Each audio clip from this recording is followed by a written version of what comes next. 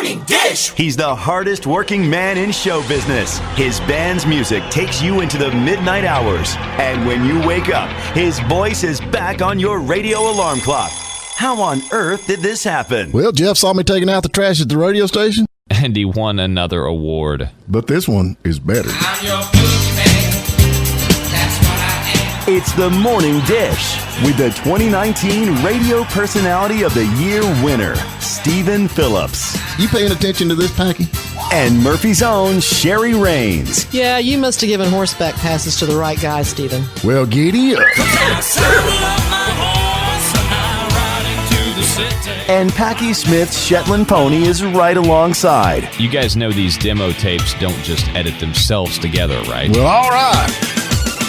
3 cheers for Stephen Phillips. Y'all need to help Stephen Phillips out over there.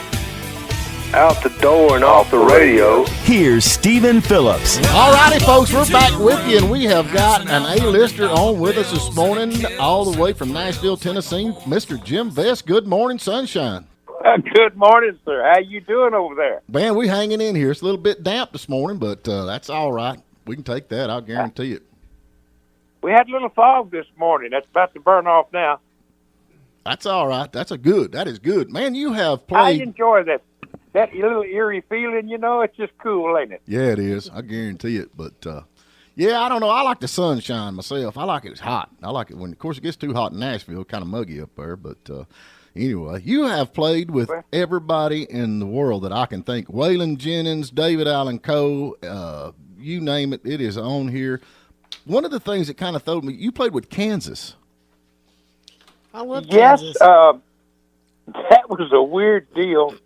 They asked me, I had a group called the Nashville Cats, and I was doing big sessions, and everybody was coming through Printer's Alley or the Palace or the Stockyards to see me. Matter of fact, one night we had Paul McCartney come in to see us. Wow.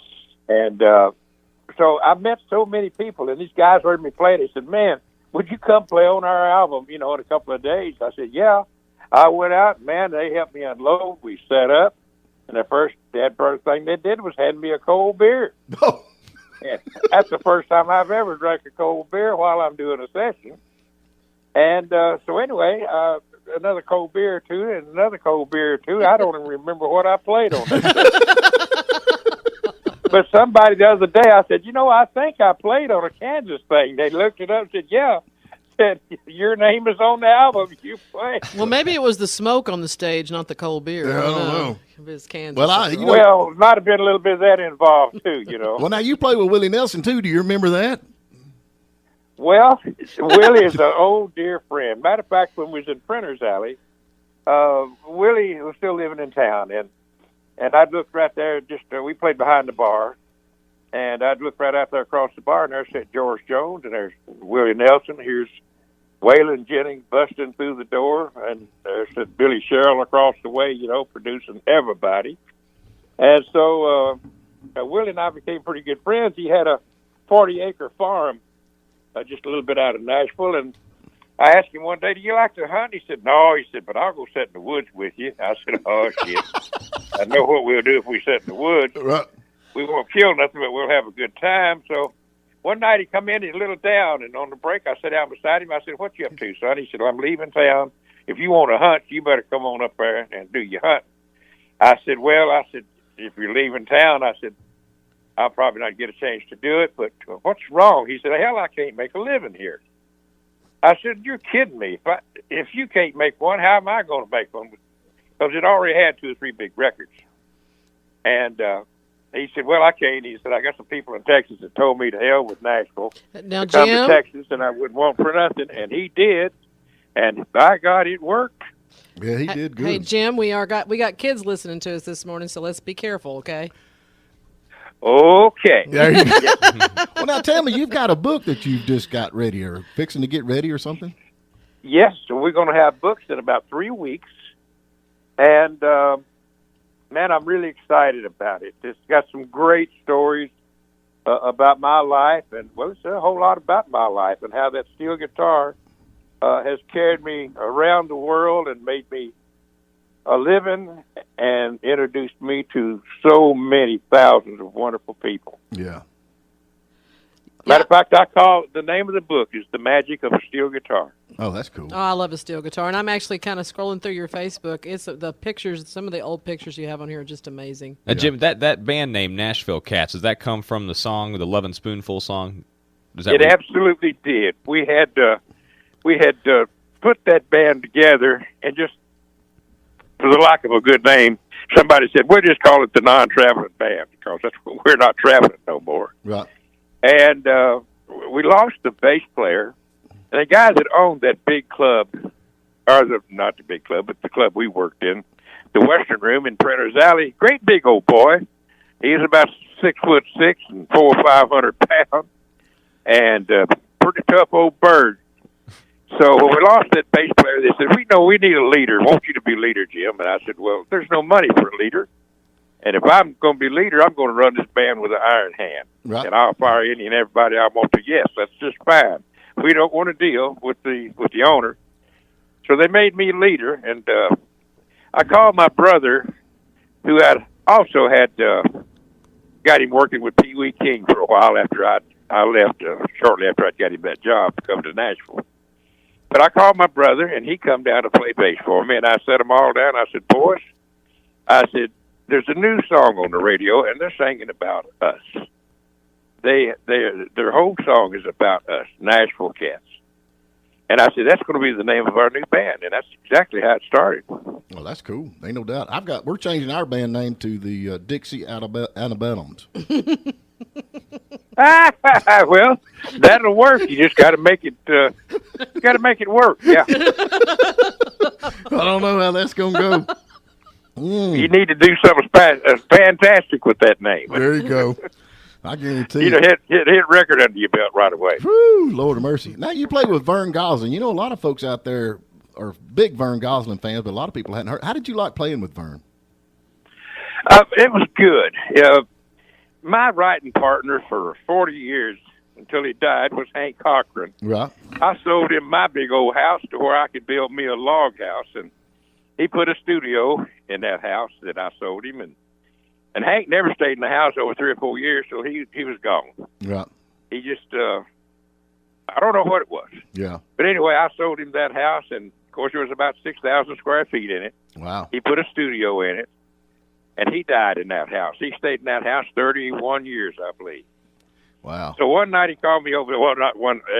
Called me every day or every night. Come over here. I wrote a hit. Let's lay it down. And called me one day, and he said, "You know this guy by the name of Vern Gosdin?" I said, "Yeah, I'm familiar with him." I said, "He's a good singer." And I said, "He's had a couple of deals. I don't think he's got one now." No, he don't have one now. And he sings like we like to write. He said, what do you think about us just calling him and get him to come over? I said, let's do it. So Hank called him. He come over, and we started writing some things together and laying it down up in the studio. And meanwhile, Hank Cochran had been very instrumental with Bob Montgomery. Mm-hmm.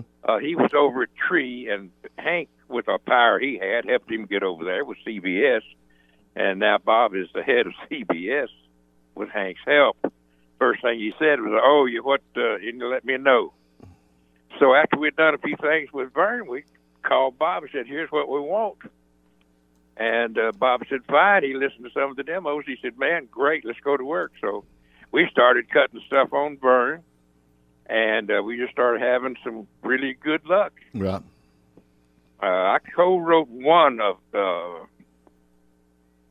And I'm trying to think the name of it right now. Maybe it'll come to me in a minute. There you go. Me and Hank and Vern and Mac Vickery, right, which is a great writer. It was in Texas, and we wrote something. I'll have to remember. So now, let me ask you something. If somebody wants to get a copy of this book, it's coming out in like 3 weeks. Where do they go to get this? Is it how do we get to your music? Well, I don't have a publisher, big time publisher yet. Right. So I've just ordered, 35 or 40 books myself, which they're just ridiculously high. A book that sells for $10 to the customer is going to cost me $35 or $40 until I find me a good publisher. But right. Here's the beautiful part about it. My dear friend, Buddy Hyatt, who only lives 3 doors from me, a lot of times I go to work on my John Deere lawnmower over there, just ride my lawnmower through the neighbor's yard. And I'm at my studio.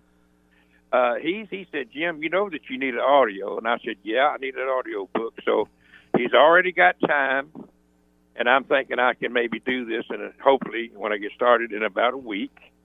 And I'm going to read the book myself and record it. And until I find a publisher that wants to do these books so that I can afford to, start selling them and maybe give a few to my friends, I'm going to work on that audio book and get it done and get it out on the internet. Oh, that'd be good. Yep. And when I do, I'm going to find you guys. I've got your number now, and I'll call you and tell you how to do this. And meanwhile, I'm going to have a few, and I'll try to get one off to you as soon as I get these done in about 3 weeks. I'll call you and get an address. That'll work. I'm looking forward to that. I'll guarantee it. Well, Jim, I think that you'll enjoy it. There's a lot of great stories. Oh, I love all that. I'll guarantee it. If y'all need to get up with him, you can go to Jim Best Music on Facebook, and also the same thing on the web. You have got jimmusicgroup.com, which will take you to all the stuff that he's got going on. Yes, sir. Thank you. You've got so much to talk about. We've got to get you back on, but we've got a break coming up. But anyway, man, I sure appreciate you getting out of the bed, and I admire you, man. I've listened to your music. I tell everybody, I've listened to you many miles riding down the road, and not realizing, all the different stuff that you played on. God love you. I love the friends and the music. The friends that music has brought to me. Yep. Has just been wonderful. My life has been blessed because of wonderful people around me. Well, I sure appreciate it, man. We appreciate you. So anyway, we got to get to break. We'll be talking to you. Thank you, son. All right, man. You take care. All right. Bye-bye. Thank you for listening. This is Stephen Phillips, host of The Morning Dish. Please subscribe to our YouTube channel because we have a lot more interviews out there to listen to. Plus, you can listen online every morning at WJULradio.com or Lake 97.7 WJUL. And give us a like on our Facebook page, The Morning Dish.